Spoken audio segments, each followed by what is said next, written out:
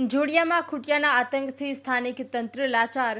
ગામમાં ખૂટિયાની સંખ્યામાં વધારો થતાં ગામ લોકો સામે સલામતીનો પ્રશ્ન ઊભા થાય છે। બજાર હોય કે શેરી અને ગલીઓમાં સ્વચ્છંદ રખડતા ખૂટિયાઓ ક્યારે કોને અડફેટે લે એવી કહેવાય નહીં। લોકોને પાછળથી આક્રમણ કરે છે।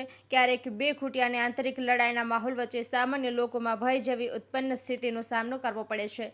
15 દિવસ પહેલા મોટાવાસમાં ખૂટિયા દ્વારા ઘાયલ મહિલા હજી પણ જામનગર જિલ્લાની જીજી હોસ્પિટલમાં સારવાર હેઠળ છે।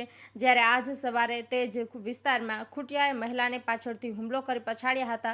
વારે વારે ગામમાં ખૂટિયાની અણધારી હુમલાથી લોકો વચ્ચે ભયનો માહોલ છવાયો છે। અનેક રજૂઆત પછી તંત્ર દ્વારા ગામમાંથી ખૂટિયાના નિકાસી વ્યવસ્થા માટે કશું કાર્યવાહી કરવામાં આવી નથી। જ્યાં સુધી ખૂટિયા દ્વારા જાનહાનિનો બનાવ ન બને ત્યાં સુધી તંત્ર કુંભકર્ણની અવસ્થાથી જાગૃત થવા માંગતું નથી તેવું લોકો કહી રહ્યા છે। રમેશ ટાંક, જોડિયા।